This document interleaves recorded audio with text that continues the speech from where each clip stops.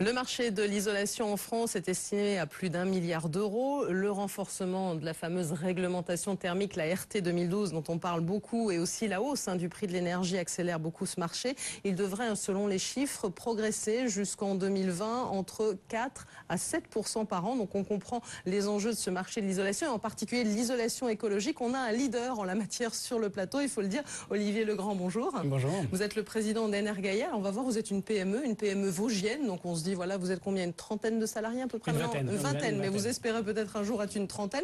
Et vous êtes leader en la matière, vous êtes spécialiste de la ouate de cellulose. Donc on va comprendre plus tard évidemment ce que c'est. Je sais tout là-dessus. Maintenant, c'est vraiment impeccable grâce à vous. Et vous avez accéléré votre développement. Vous pouvez aussi devenir leader parce que vous avez pu reprendre une usine à l'un de vos concurrents suisses. Oui, tout à fait. Ça s'est fait cet été. Donc on est leader aujourd'hui. Ça s'est fait de manière assez rapide puisqu'en fait Energaia, on l'a créé il y a à peine 3 ans. C'est une entreprise qui a été créée sur un campus, le campus de l'ENSTIB, l'École nationale du bois. Et effectivement, on a eu cette accélération assez rapide sur un marché qui est effectivement en forte évolution, l'isolation écologique. Alors, vous appuyez aussi là-dessus sur un partenariat du côté d'une papeterie norvégienne. C'est oui, ça tout aussi, c'est très oui, international tout ça. Oui, c'est international et c'est nécessaire puisqu'en fait, le problème de ces nouveaux marchés, c'est la matière première en fait. Et effectivement, lorsqu'on a une croissance relativement forte, il faut être certain, lorsqu'on produit, d'avoir la matière première. Et la ouate de cellulose, c'est un produit nouveau. Donc, on utilise des journaux, des invendus de presse. Donc, pour être certain d'avoir la quantité nécessaire, on a jugé utile de se rapprocher d'un grand groupe, qui est le premier groupe au monde dans la production de papier. Donc vous avez dit c'est tout récent la ouate de cellulose. De quand date un peu le développement de cet isolant écologique? Alors la ouate de cellulose est un produit déjà bien connu puisqu'il est utilisé aux États-Unis depuis à peu près 70 ans. Dans les Vosges, on l'utilise depuis la fin de la guerre puisque c'était un moyen pour isoler les bâtiments construits en bois.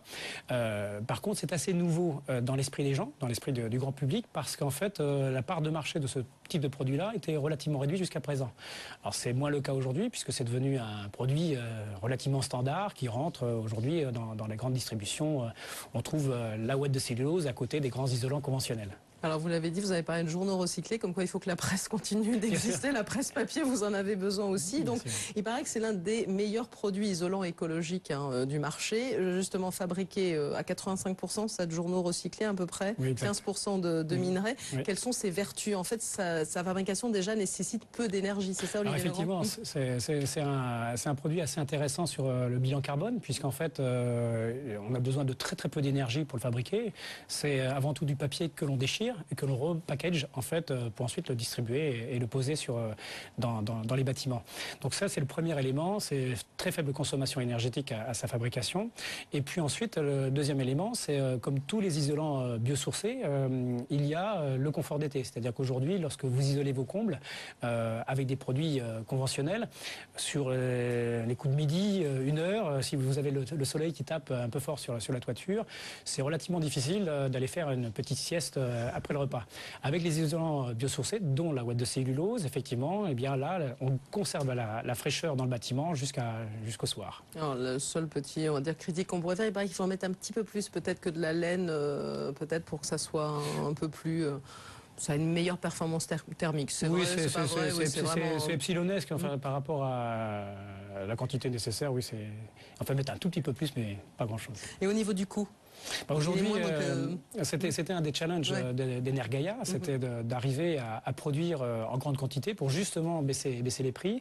Et aujourd'hui, on a des produits vendus sur le marché qui sont à l'équivalent de ce que l'on trouve sur nos confrères minéraliers. Voilà. Est-ce que vous pouvez dire aussi d'où ça provient tout ça? Comment on peut faire cette ouate de cellulose? C'est encore compliqué pour vous, Olivier Legrand? Vous voulez dire sur l'aspect matériaux? Oui, matériaux, oui. Alors aujourd'hui, on récupère la matière première, comment ça se passe? En fait, aujourd'hui, la matière première essentielle utilisée pour faire de la ouate de cellulose, ce sont tout simplement les journaux invendus. C'est-à-dire que le journal qui est collecté auprès des buralistes. Ce qui est évident, c'est que le marché est en train d'évoluer vers d'autres produits. On utilise aujourd'hui les tickets de métro, on peut utiliser les annuaires, on peut utiliser d'autres produits à base cellulosique. Ce qui est évident, c'est que le gisement total en France, aujourd'hui, c'est à peu près 6 millions de tonnes. Ce qui est utilisable pour faire de la ouate de cellulose, c'est à peu près 1 million de tonnes. Donc ça laisse de la marge. Mais néanmoins, dans cette composition de gisements, il y a des choix de produits qui sont intéressants et d'autres moins intéressants. Alors comme ça fait une belle histoire d'entreprise. Je les ai devenus leaders. Là, vous représentez à peu près 40%, c'est oui, ça, 40% du marché oui. maintenant de la ouate de cellulose. Donc autant dire voilà un vrai développement. Il y a aussi une vraie implication. Il y a eu beaucoup d'efforts. Olivier Legrand, de R&D aussi, de recherche, de travaux aussi, il faut le dire derrière tout ça. Hein. Oui, tout à fait, puisqu'en fait on est né sur un campus, le campus de l'ENSTIB. Alors effectivement, on a bénéficié de tout le savoir-faire de ce campus qui est spécialisé dans les matériaux biosourcés, dont le premier c'est le bois, donc la cellulose. C'est un travail permanent de recherche. La ville d'Épinal, Michel Henrich, le maire, a aussi beaucoup poussé pour développer ce projet-là. Ce qui est évident, c'est qu'on est aujourd'hui à la préhistoire des matériaux biosourcés. La ouate de cellulose, comme elle est constituée aujourd'hui, elle sera très différente dans 5 ans ou dans 10 ans. Donc ça demande des efforts de recherche très importants, tant sur le matériau, tant sur le process de fabrication. Justement, vous l'avez dit, vous l'avez soulevé, c'est tout nouveau. Quand on arrive comme ça sur ce marché, tout nouveau, on arrive à trouver, quand on est une PME vosgienne, Enerkaya, se lancer là-dedans. Bon, on sait bien que vous appuyez sur des partenaires solides, mais trouver au départ des investisseurs, des gens qui vous accompagnent, qui continuent de vous accompagner, c'est facile. Je crois que c'est un parcours du combattant, c'est évident. Hein, c'est créer une société et en faire un leader. On passe par des étapes de doute, un travail très très important. Mais néanmoins, ce qui a favorisé la naissance du projet, c'est cette volonté dans la région d'Épinal, la Green Valley, là où aujourd'hui il y a une deuxième usine qui est en train de se monter pour faire de la fibre de bois. Et on est sur des usines très françaises aussi. Ça aussi, il faut le dire, il faut le souligner. Dans ces temps, on parle beaucoup de Made in France, mais voilà. Oui. On peut produire en France, c'est une belle démonstration sur des marchés qui sont porteurs. Donc effectivement, la partie volonté politique a été un point très important, la volonté industrielle, la volonté d'une région. C'est clair que sur la partie financement, c'est la partie la plus difficile parce qu'il faut arriver à convaincre sur des marchés émergents, investir dans des nouvelles machines, sur un marché sur lequel on ne sait pas exactement quelle va être l'évolution, la naissance de concurrents. Donc tout ça, il faut avoir un peu de conviction. Voilà, tout simplement. Et vous êtes à un chiffre d'affaires qui progresse quand même sensiblement hein, depuis sa création.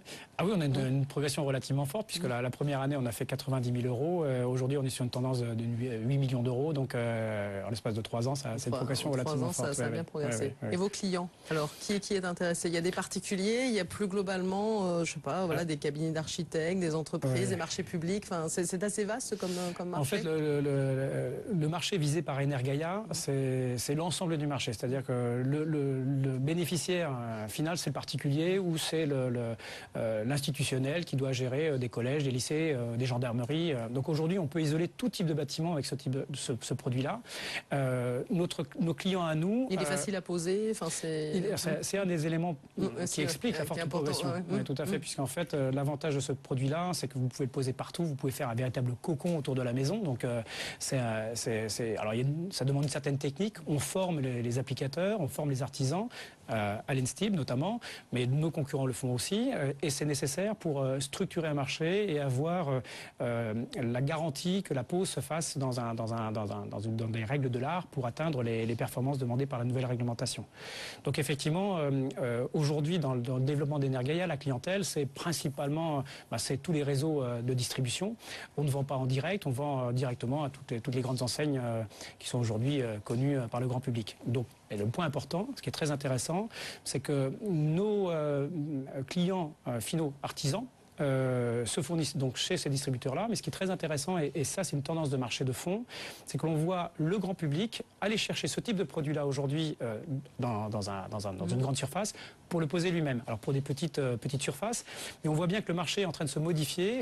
On prend... Là aussi, il y a le rôle du consommateur aussi. Oui, tout à fait. Et ça revient souvent dans tout le à fait. business, donc il fait bouger aussi les lignes. Oui, tout à fait. On voit qu'il y a un cercle vertueux qui est en train de se mettre en place. Ce qui est très intéressant, c'est qu'on rattrape nos cousins germaniques, plus exactement, en termes de dévolution de part de marché. Et aujourd'hui, on peut considérer que le premier cap de la ouate de cellulose en France est passé. Maintenant, le marché doit se structurer. Alors, on parle de réglementation, on parle de certification. Oui, il y a RT 2012. RT 2012, qui est un véritable booster, ce qui a été un élément particulièrement booster, ça a été le Grenelle de l'environnement. C'est à partir de 2007 où on voit vraiment la croissance qui a été accélérée. Et aujourd'hui, bien c'est clair, il y a la RT 2012 qui rentre en application dans quelques semaines. Et puis derrière, il y a la RT 2020 où là, on va arriver sur du bâtiment passif. Donc autrement dit, un bâtiment sera passif, c'est-à-dire sans chauffage. Donc ça veut dire que là, l'isolation va devenir le point le plus important dans le bâtiment. Et donc là, vous allez être central, il va falloir pousser l'accélération d'Energaia, là. Ah, elle est déjà poussée, mais je crois qu'il aujourd'hui, il y a de la place pour tous les isolants. Hein. C'est un marché très important. Energaia, je crois qu'on a une place à prendre comme tous les fabricants d'isolants. Merci à vous. On connaît tout désormais sur la ouate de cellulose. Merci Olivier Legrand, donc président de Energaia. On marque une dernière pause dans Green Business et puis nous allons découvrir